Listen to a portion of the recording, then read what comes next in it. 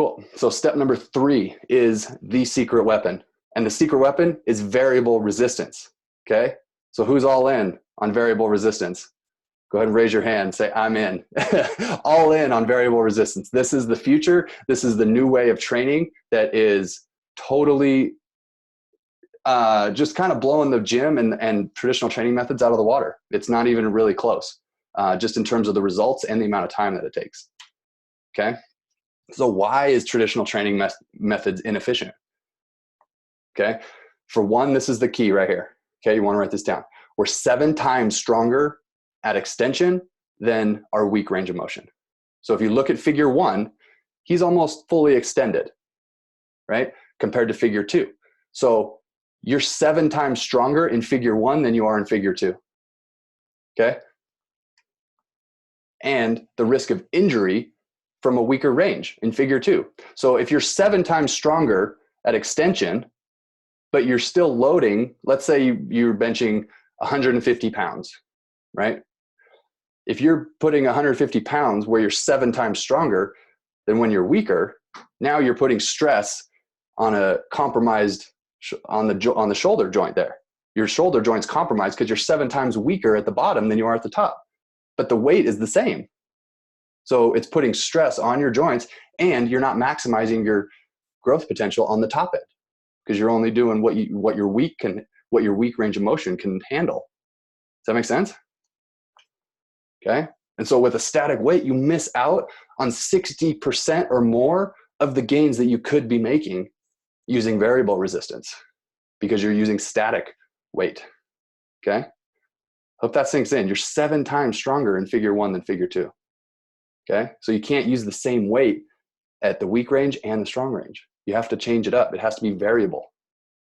Okay. So 3 keys right here. The load must increase along with the range of motion. So you want it heavier at the top and lighter at the weak range at the bottom. Okay. And then the second piece here is stabilization firing.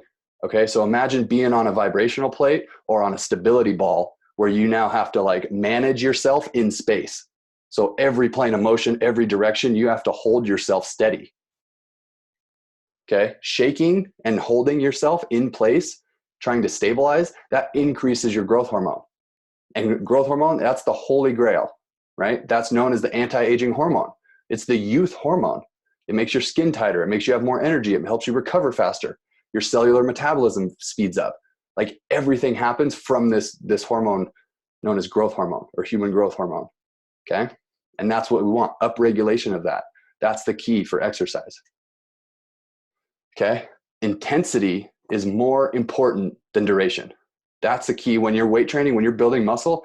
It doesn't matter how long you go. Those people that go, 30, 40, 50, 60 minutes in a gym, weightlifting, like sure, they might be, preparing for a competition or they might be training for a specific sport or event. But for most people, 80% of people that go to the gym, they just want to be as strong and as lean as possible. And they want to feel the best. So the intensity is more important than how long you're doing it in terms of releasing hormones, growth hormone, to get the hormonal change. Intensity is more important than duration. Okay. So when you look at the growth hormone response from a leg press on the left versus the free squat on the right, okay, they did a study with this and they studied the growth hormone response from a leg press.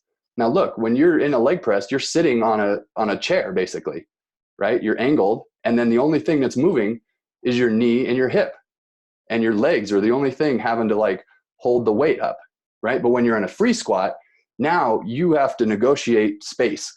You could go backwards, you could go sideways, you could go forwards. There's all these different ways that you can move. So your core has to stabilize yourself. And as you go down, now there's stabilization firing. Okay. And what they found from a study comparing these 2 leg movements, they're both leg movements, right? One of them you have to stabilize, one of them you're supported by the chair. And they found over a 600% increase in growth hormone from having to stabilize.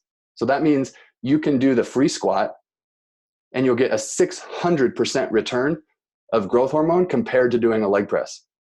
They're both leg movements. Who would have thought, right? But because you're having to stabilize your upper body and really lock your core in, you get 600% increase. And then on top of that, even if you double the weight on the leg press, some people think, oh, I'll just go heavier on the leg press and do that. Even if you double the weight on the leg press from what you were doing on the squat, still, it's the same result. You still get 600% more benefit in terms of growth hormone from the free squat than you do with the leg press, even at half the weight. Okay? So think about that. That's the power of stabilization firing and what it can do for you hormonally, which is what changes your body. Okay? Cool. So this method, it creates complete muscular fatigue in every range of motion, right? So instead of just exhausting the weak range, it's the strong range, it's the mid range, it's the weak range. You exhaust all of it. Okay? And what that does is triples the amount of muscle you can gain, and it's only 15 minutes a day. Okay?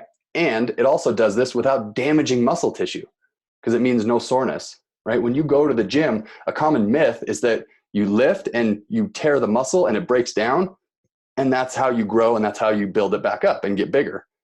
Not true. Okay? So it's just like boiling water. If you boil water, it's 212 degrees Fahrenheit, 100 degrees Celsius to stimulate boiled water, right? To get the outcome you want of boiled water.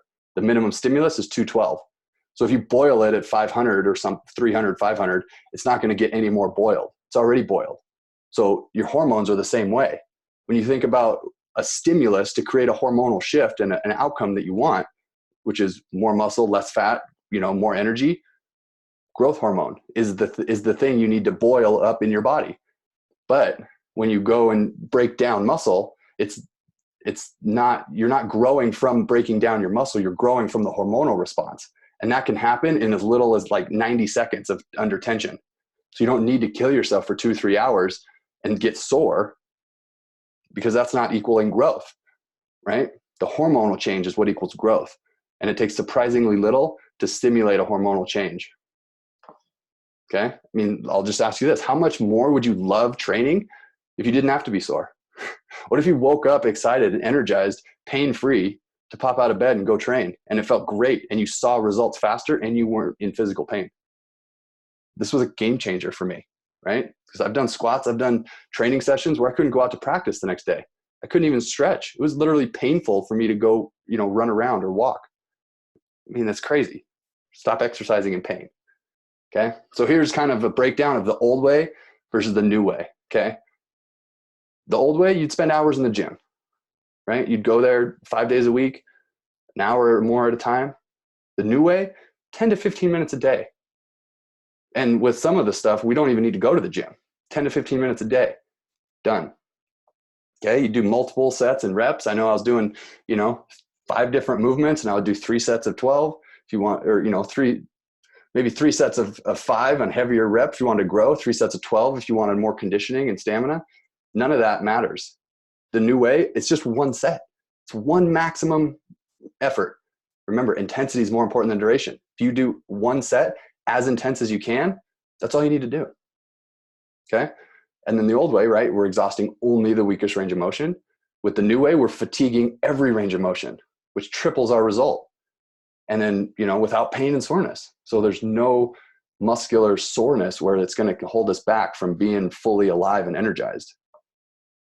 Right? And the risk of injury, because you're loading the weak range with all the weight, where with the new way, it takes all the weight off of the weak range and it puts more on the strong range. So there's little to no risk of injury. Right? The old way is outdated, it's inefficient. New way, it's effective and it's sustainable. That's the key, right? We want to do something that we can do for a life.